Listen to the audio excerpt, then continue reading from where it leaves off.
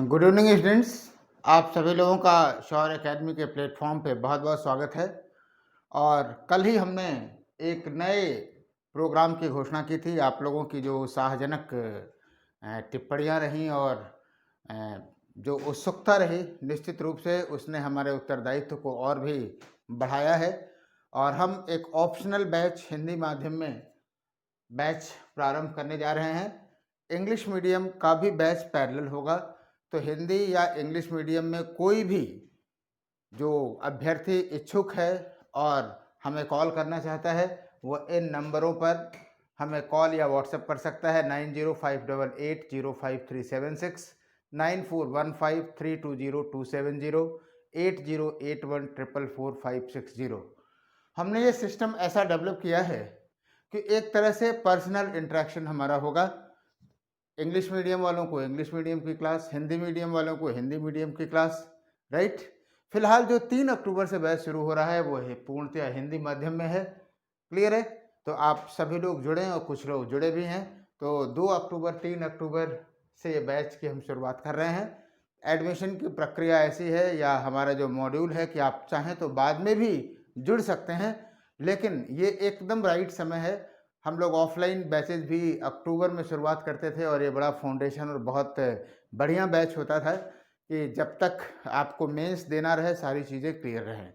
तो कल की वीडियो आप लोग देखिएगा, जो लोग आज जुड़ रहे हैं, कि क्या प्रोग्राम है, कैसे क्या करना है। फिलहाल आज हमारा जो चर्चा का विषय होगा वो ये होगा कि यूपीएससी में इतिहास विषय में कैसे अधिकतम नंबर प्राप्त करें, क्या रणनीति होनी चाहिए, अधिकतम अंक कैसे प्राप्त करें, इसकी हम लोग चर्चा करेंगे।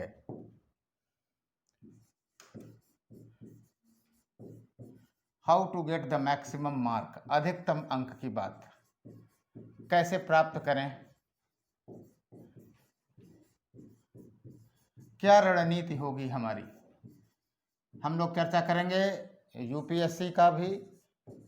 और वास्तव में स्टेट पब्लिक सर्विस कमीशन में थोड़ा सा अंतर रहता है, लेकिन हम दोनों साथ में रख रहे हैं, इसलिए दोनों की बातें करेंगे। तो पहले हम जो चर्चा करने जा रहे हैं वो यूपीएससी लेवल की बात करने जा रहे हैं कि हम क्या रणनीति होगी हमारी, उसकी चर्चा करें। देखिए, बीच में कुछ समय, कुछ वर्षों में जो पहला पेपर रहता है फर्स्ट पेपर का, उसमें मैपिंग से सवाल नहीं आते थे। आजकल फिर मैपिंग से सवाल आने लगे हैं। आपको बताऊं, फर्स्ट पेपर का जो पहला सवाल है मैपिंग का है। आप देखेंगे 50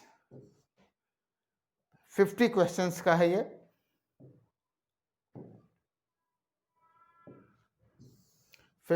मार्क्स का है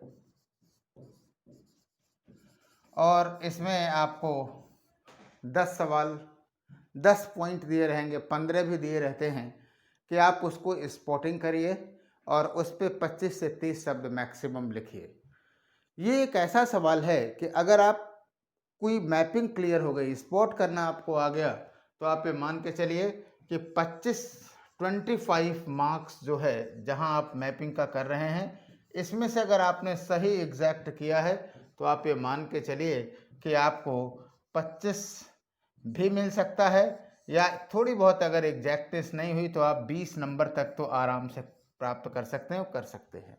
आपको बताऊं, एग्जैक्ट वो स्केलेटन लगा करके नापा जाता है कि कौन सा स्पॉट सही आ रहा है, उस गोले के अंदर आएगा तभी आपको वो स्पॉटिंग सही मानी जाएगी। बाकी जो नेक्स्ट है, आप देखें, नेक्स्ट जो 25 मार्क्स है, आप इस पे बढ़िया से लिख सकें 30 वर्ड में, क्योंकि 30 वर्ड्स में लिखना आसान नहीं होता है ना। कि किसी भी चीज़ के बारे में आप लिखेंगे, मालूम हुआ 3 लाइन में ही आपका 30 वर्ड्स हो गया।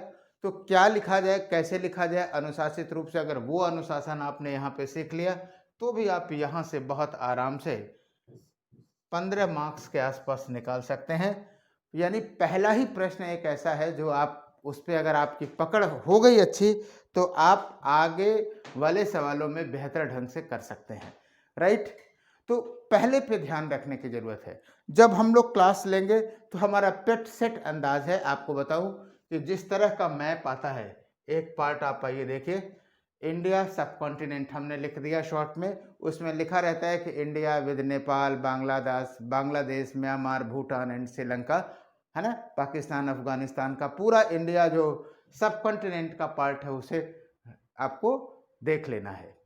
अब आप बताइए, ये मैप आप लोग अपने स्तर से मैनेज करेंगे, अदरवाइज मैं प्रोवाइड कराऊंगा एक कॉपी, आप उसको निकाल के कम से कम इसकी 100 कॉपी का एक स्पाइरल कराइएगा साथ में, और एक कॉपी 100 अगर मैप आप बना रहे हैं तो साथ में कम से कम 2-2 पेज प्लेन रखिए, प्लेन सीट रखिए, यानी लगभग 250-300 पेज का एक स्पाइरल तैयार करिए। जब भी जो सेक्शन हम लोग पढ़ा रहे हैं उस सेक्शन को हम लोग साथ ही साथ स्पॉटिंग देखते रहेंगे, और आप देखेंगे इतना व्यापक रहेगा वो कि शायद ही कोई आपका जो है स्पॉट ऐसा हो कि इस 300 पेज की जो कॉपी आपकी बनेगी, है ना, उससे वो बाहर रहे। हम आपको प्रमाणिक, आपको कुछ करने की ज़रूरत नहीं है, मैं आपको प्लेस बताऊंगा, स्पॉटिंग बताऊंगा और वहाँ से आप करिएगा। करने का सबसे बढ़िया आसान तरीका बताऊं, ये जो आप देख रहे हैं ना डिफरेंट से, आप लोगों को एक मैप पे पेंसिल से 1-1 सेंटीमीटर के ब्लॉक बना लेने हैं, हॉरिजेंटल और वर्टिकल, राइट। अब जब आप ये बना लेंगे तो उसमें 2-3 चीज़ों को स्पेशली ध्यान देने की ज़रूरत है। एक में, पहले मैप में तो आपको रिवर्स देख लेने की ज़रूरत है, मैं कराऊंगा उसमें रिवर्स स्पेशली, राइट। कुछ ज्वाइंट्स, कुछ ये जो फोल्डिंग है, इनको, इन पे भी ध्यान देने की ज़रूरत रहेगी, है ना। माउंटेन्स हैं उसको देख लेंगे, ज्योग्राफी में आप लोग जानते हैं ऑलरेडी, राइट। उसके बाद अब आपके दिमाग में होना चाहिए, जैसे मान लीजिए बुर्ज हूम, है ना, तो बुर्ज हूम अगर आपके दिमाग में खट से होना, अगर ऐसा आ जाए कि तीसरे ब्लॉक में 1 2 3, तीसरे ब्लॉक में, और इधर से भी तीसरा ब्लॉक 1 2 3, ऊपर से लगभग बीच में है, अगर आपने ये लगा लिया और थोड़ा सा गोला बड़ा कर दिया, 1 नंबर पे बुर्ज होम लिख दिया, तो जब एग्जामिनर स्केलेटन से ऐसे निकलेगा तो कोई न कोई सेक्शन आपके पास आ ही जाएगा। आपको जो पेपर मिले हल्के हाथ से पेंसिल से खींच लीजिए, वहाँ पे कोई दिक्कत नहीं है, चाहिए तो बाद में मिटाइए, चाहिए तो ना मिटाइए, श्योर। तो ये स्पॉटिंग का सबसे बेस्ट और सबसे साइंटिफिक तरीका है, आसानी से आप प्रैक्टिस करेंगे। हाँ, एक बात जरूर है, हमको जानने वाले लड़के इस बात को बहुत अच्छे ढंग से जानते हैं कि सर मेहनत करने में और कराने में, दोनों में पीछे नहीं हटेंगे, है ना। तो आपको ईमानदारी से, आप हमारे सामने तो लिख नहीं रहे कि हम सबकी कॉपी देखते रहें, तो आप ईमानदारी से रखेंगे। जो हमने कहा है कि आपको हर मास टेस्ट लेंगे, उसमें से एक क्वेश्चन इसी मॉडल पे रहेगा, आपको करना ही करना होगा। बाकी किसी शब्द पे 30 वर्ड्स कैसे लिखा जाएगा वो मेरी जिम्मेदारी है, मैं आपको बताऊंगा कि क्या क्या कंटेंट लिखना है, कहाँ स्थित है, एग्जैक्ट पहला पॉइंट लिखिए, क्यों फेमस है, इसको लिखने की जरूरत है, राइट, श्योर। और आपको बता दूं, मेरा ये मानना है कि अगर आपने मैपिंग इतिहास को बहुत अच्छे ढंग से समझ लिया तो 10-20% तो आप ये मान के चलिए कि प्रीलिम्स के फैक्ट भी इसी के सहारे तैयार हो जाएंगे, राइट। तो पहले स्ट्रेटजी का पॉइंट ये होना चाहिए। दूसरी चीज आपने देखा होगा कि, दूसरी बात मैं बताऊं, ये तो फर्स्ट पॉइंट रहा, नेक्स्ट पॉइंट की बात करूं तो आप देखिए कई बार क्या होता है कि जैसे आप, ये यूपी कमीशन के बच्चों की भी समस्या बता रहा हूं, यूपीएससी में भी होता है। मालूम हुआ कि आपको 8 सवाल दिए गए, सेक्शन ए में 4 सवाल, सेक्शन बी में 4 सवाल दिए गए, और एक एक सवाल का आप देखेंगे कि एक एक सवाल में 3 या कभी कभी तो 4 भी पूछ दिया जाता है। तो ऐसे सवाल में अगर आप देखें, मालूम हुआ कि क्वेश्चन नंबर 2 के 4 पार्ट हैं, ए बी सी और डी, राइट। हम एकदम से कठिन टास्क ही लेते हैं, क्लियर, 4 पार्ट हैं। तो एक स्टैंडर्ड तरीका आप ये मान के चलिए कि अगर आपको ए बी सी डी चार भागों में आंसर है तो आपको हर एक पे 150 वर्ड से ज़्यादा लिखने की गुंजाइश नहीं रहेगी। अगर आपने 150 वर्ड्स प्लस लिखा तो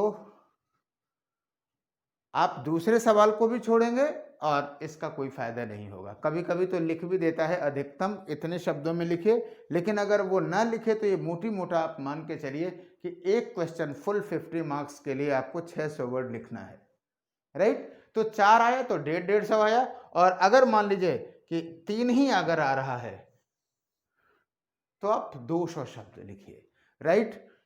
अब कमीशन की नज़र देखिए कहाँ है, 2-3 चीज़ों पे है। पहली चीज़ ये कि जो आप 200 शब्द लिखते हैं, 200 शब्द अगर किसी टॉपिक को जानो ना तो ये बहुत गंभीर चुनौती होती है कि 200 वर्ड्स जो है, 200 शब्द जो है वो कैसे जो है क्या लिखें। क्योंकि आप लिखे किसी भी चीज़ पे, मालूम हुआ ऋग्वैदिक धर्म के बारे में हमने आपको प्रीलिम्स में इतना बता दिया है कि आप चाहें तो 300 शब्द 400 शब्द आराम से लिख लेंगे। बात समझ में आई। लेकिन ये बहुत महत्वपूर्ण हो जाता है कि उस बड़े ज्ञान में से 200 शब्द क्या लिखा जाए। मैं प्रायः देखिए कि स्टडी मटेरियल की चर्चा हो जाती है, कंटेंट की बात हो जाती है, डायमेंशन की बात हो जाती है, लेकिन ये 200 शब्द एग्जैक्ट लिखना बड़ा मुश्किल हो जाता है। तो मैं आपको यहाँ खुद लिख के बताऊंगा, ऐसा नहीं है कि सब आपके ऊपर करूंगा। अगर 60 to 70%, 80% चीज़ें आप देखेंगे तो मैं ही खुद आपको लिख के बताऊंगा। बाकी नेक्स्ट आप भी अपने आप को डेवलप करते रहें, कॉन्फिडेंस आएगा, राइट। हूबहू लिखने की ज़रूरत नहीं है, समझ को डेवलप करने की ज़रूरत है कि कैसे लिखी जाए। जहाँ पे दिक्कतें होंगी वो सब हम लोग क्वेश्चन आंसर सेशन में डिस्कस करेंगे, राइट। बाकी कंटेंट तो हम उस टॉपिक पे चर्चा करेंगे ही, पहले आपको कंटेंट बताएंगे फिर क्वेश्चन आंसर की बात करेंगे। क्लियर हो गई। एक चीज़ और भी जानते रहिए, जो लोग मेंस दिए होंगे वो इस बात को जानते हैं कि सर 3 ऑप्शन दिया था, ए और बी तो आ रहा था, सी कुछ समझ में ही नहीं आ रहा था क्या लिखूं। ऐसी समस्या यूपी में भी आ रही है और यूपीएससी में आ रही है। तो आपको बता दूं, ये स्ट्रेटजी का एक बहुत महत्वपूर्ण बिंदु होना चाहिए। पहले ही दिन मैं आपको सिलेबस बता दूंगा, सिलेबस पकड़ करके एक एक पॉइंट को, कभी भी सिलेबस से बाहर नहीं रहता। सिलेबस के प्रत्येक बिंदु पर आप लोग देखिएगा, सिलेबस के प्रत्येक टॉपिक पर चर्चा होगी। ऐसा नहीं है कि आपने 50, पहले हम लोग ये बात कहते थे कि अगर आप मेंस में 60% भी कर लिए तो आसानी से हो जाएगा। यूपीएससी कमीशन ने इसी के लिए तो ये फॉर्मेट अपनाया है कि वो अपने क्वेश्चन पेपर में लगभग सारे टॉपिक को कवर अप कर देता है। इसलिए हमें कुछ भी क्या कहते हैं कि छोड़ना नहीं है। हर टॉपिक पे कम से कम इतनी क्षमता रखा जाए कि 200 वर्ड तो लिखा ही जा सके। आप सेलेक्टिव होइए, इसमें कोई दो राय नहीं है। आप कुछ टॉपिक्स को बहुत अच्छे ढंग से तैयार कर सकते हैं, राइट। लेकिन आपका कोई भी ऐसा टॉपिक नहीं छूटना चाहिए जिस पे आपकी क्षमता 200 शब्द लिखने की ना हो, राइट। तो हर एक टॉपिक को हम लोग डिस्कस जरूर करेंगे, राइट। तो ये इसके माध्यम से ये जो समस्या आपकी आती है कि एक विकल्प आ रहा है एक नहीं आ रहा है, वो नहीं आएगी। क्लियर है। चलिए अब हम कुछ की वर्ड्स की बात करते हैं। प्रायः देखिए क्या हुआ कि सैंधव धर्म के बारे में या गुप्तकालीन कला के बारे में कुछ भी पूछा, आप लोगों ने क्या किया, गुप्त कुलीन समाज के बारे में पूछा और आपने पूरी सोसाइटी लिख डाली कि जितने भी हैं 4-5 बिंदु, है ना। ऐसे कुछ भी लिख देने से नंबर नहीं होता है। हर एक क्वेश्चन का की वर्ड होता है, इसलिए की वर्ड को पहचानने की जरूरत है। की वर्ड्स को पहचानने की आवश्यकता है। पहचाने और समझें।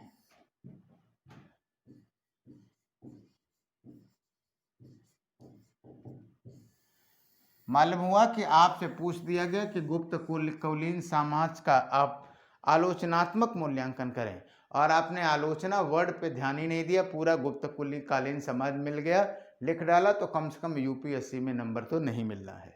इसलिए प्रश्न क्या पूछ रहा है ये जानना बहुत जरूरी है, फिर आप उसके सेंट्रल आइडिया पे लिख सकते हैं। तथ्य कम से कम इतिहास में एकदम नहीं जरूरी है, जो आप प्रीलिम्स में पढ़ रहे हैं उसका 30% फैक्ट भी आपके मेमोरी में है, जो अनकॉन्शियस माइंड में पड़ा रहता है, उसी की सहायता से आप चाहे तो मेंस लिख सकते हैं, राइट। तो वास्तव में क्या कीवर्ड्स हैं, आइए हम लोग कुछ की चर्चा करते हैं। जैसे आप देखिए, पहला होता है व्याख्या करें। कुछ सवालों में आप देखेंगे, यूपीएससी के सवालों को अगर आप देख लें तो व्याख्या करें, एक्सप्लेनेशन वर्ड जो है सबसे कम आता है, राइट। दूसरा आता है विवेचना करें, विवेचना करें। तीसरा आता है मूल्यांकन करें,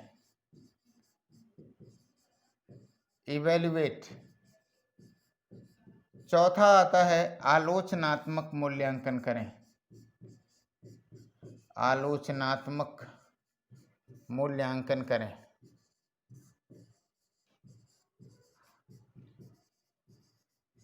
समीक्षा करें, समीक्षा करें।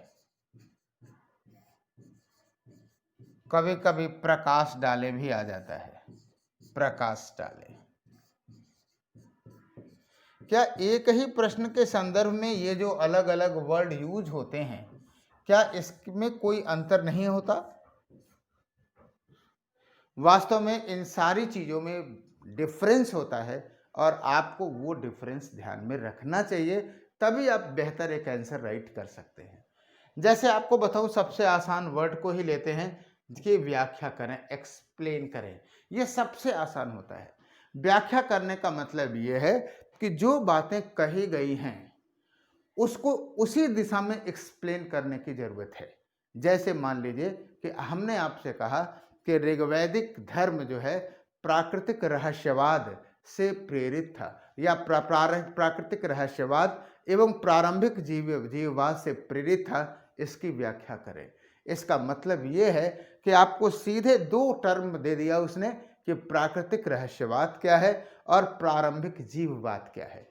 इन दोनों चीजों को आप जानते हैं तो आप ऋग्वैदिक धर्म को, इस प्रश्न को बहुत आसानी से लिख सकते हैं। अदरवाइज आप शुरू हो जाएंगे इंद्र, वरुण, मित्र, नासत्य और आकाश के देवता, पृथ्वी के देवता, पाताल के देवता, ये सारी चीजें लिख देंगे। ये इसमें इस प्रश्न का कंटेंट ही नहीं है। यानी आपको सिर्फ ये व्याख्या करना है कि कैसे ऋग्वैदिक धर्म प्राकृतिक रहस्यवाद और प्रारंभिक जीववाद से प्रभावित है, राइट। हमने आपको सामान्य अध्ययन की जो श्रृंखला बताई है ना, उसमें भी इस बात को चर्चा किया है कि किस तरह से वो प्रकृति के उन रहस्यों के लिए देवताओं की कल्पना किए जो कि उस समय समझ से उनके बाहर थे, राइट। और बाद में उन सारी चीजों को कॉन्साइज करके, क्लासिफाई करके वो एक बिंदु पर पहुंचे। एकम शद विप्र बहुधा वदंती अग्नि यमम वातरिश्वानमाहु, वो पूरा विचारधारा मैंने वहां पे आपको दिया हुआ है। दूसरी चीज प्रारंभिक जीववाद, यानी एक ऐसा देवता जिसकी कल्पना मानव के रूप में की गई, जिसकी कल्पना पशु पक्षियों के रूप में की गई, ये प्रवृत्ति है प्रारंभिक जीववाद। इसको एक्सप्लेन करते हुए एग्जाम्पल के साथ आप आगे बढ़ेंगे, राइट। तो ये होता है व्याख्या। ये नहीं कि ऋग्वैदिक धर्म आया बस अपने कर्मकांड और सारे पक्ष लिखने शुरू कर दिए, राइट। दूसरी चीज विवेचना करें। विवेचना करने का मतलब होता है डिस्कस इट की जो बात होता है वो ये होता है कि जैसे मान लीजिए कि कोई एक बिंदु आपको दिया गया, एक प्रश्न दिया गया आपके पास कि सैंधव उत्पत्ति, एक उदाहरण मैं दे रहा हूं कि सैंधव उत्पत्ति के संबंध में विभिन्न मतों की विवेचना करिए। इतना आसान सवाल नहीं आता, लेकिन मान लीजिए कि यही आ गया, विभिन्न मतों की विवेचना करिए।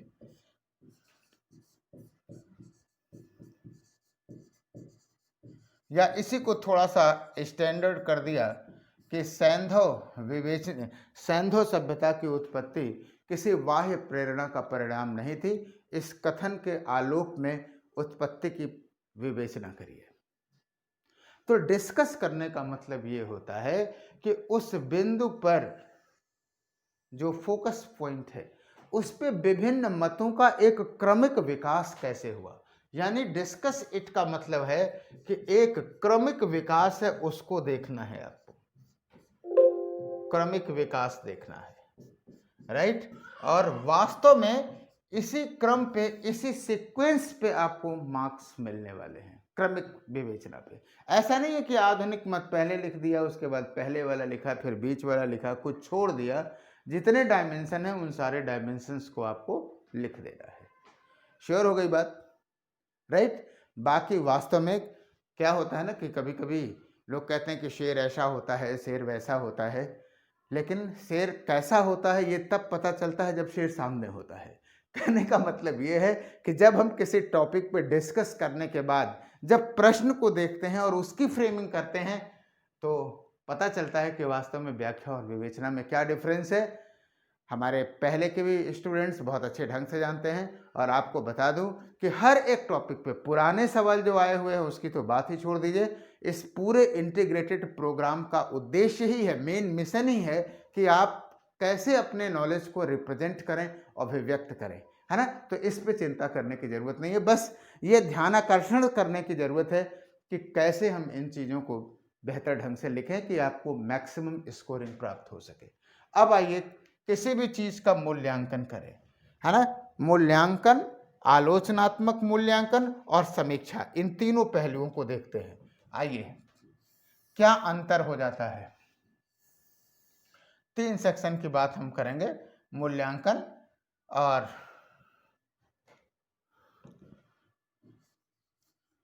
इवैल्यूएशन,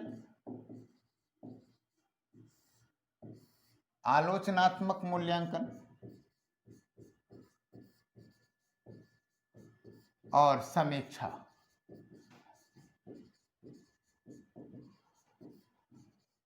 समीक्षा करें।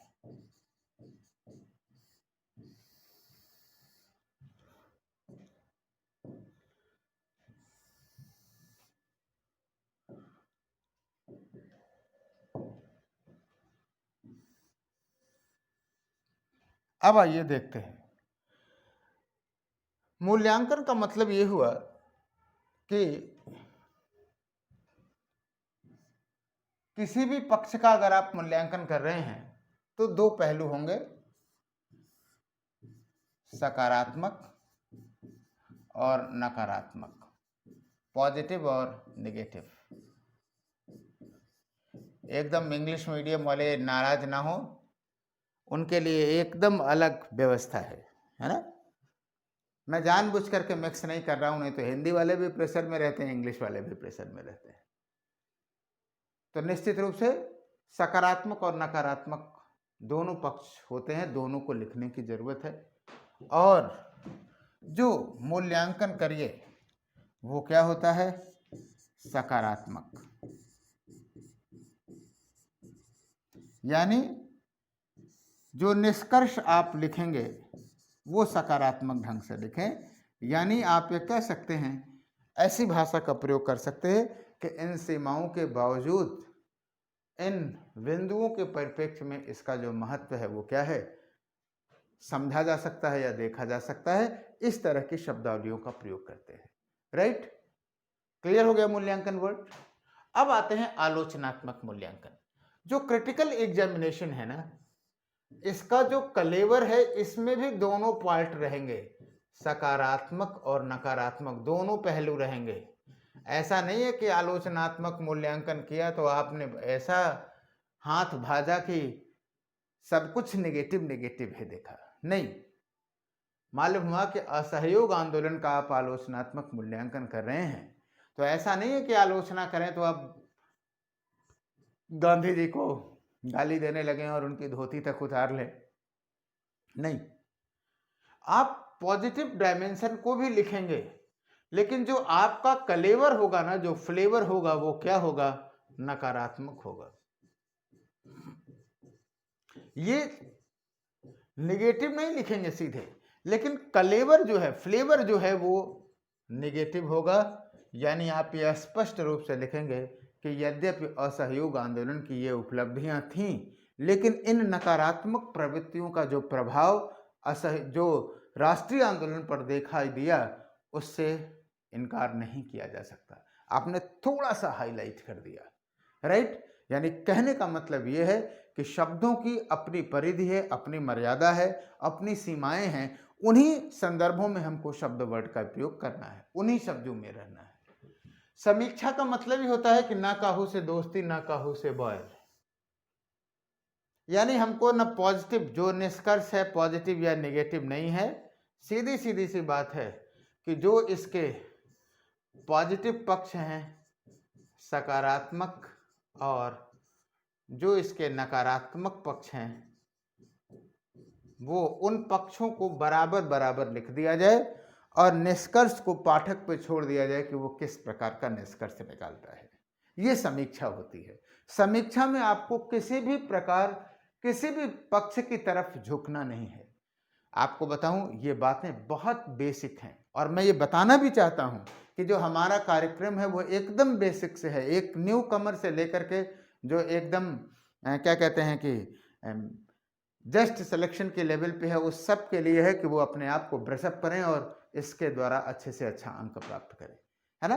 तो कहने का मतलब ये है कि अगर आप इन पहलुओं को देख करके फिर कंटेंट को फ्रेम करते हैं और फिर क्वेश्चन को फ्रेम करते हैं तो इसमें कोई दो राय नहीं कि आपको बहुत अच्छे नंबर, बहुत अच्छे मार्क्स आएंगे। आपको बताऊं कि जो यूपीएससी से अतिरिक्त यूपीपीएससी है, या आप मान लीजिए बिहार पीएससी में है, सब यूपीएससी का सबसेट है, ये मान के चलिए। तो हम मेन रूप से यूपीएससी की बातों को करेंगे, लेकिन यूपी के बच्चों के लिए या बिहार के बच्चों के लिए स्टेट पब्लिक सर्विस कमीशन का अगर कोई 2, 4, 5 टॉपिक है तो उन्हें परेशान होने की ज़रूरत नहीं है। वो इस कार्यक्रम के अंतर्गत, मैंने पहले ही कहा कि सबसे मेरा पर्सनल इंटरेक्शन रहेगा, तो आप वो मुझे पर्सनली बताएंगे, मैं उसी टॉपिक के साथ उसको अलग से डिस्कस करता चलूँगा, राइट। तो निश्चित रूप से हम ये मानते हैं कि आपको आज की जो बात है, आज की जो बातें हैं, रणनीतिक जो चर्चा है वो समझ में आई होंगी, क्लियर है। तो बहुत जल्द ही हम लोग 3 तारीख से नियमित क्लास की भी शुरुआत करेंगे। तो आप एक बार फिर से मैं आह्वान करता हूँ कि इस मिशन से जुड़िए और निश्चित रूप से जो अपना सिलेक्शन है उस सिलेक्शंस को वो करिए, क्या कहते हैं कि प्राप्त करने का प्रयास करिए, राइट। तो बहुत बहुत धन्यवाद, थैंक यू।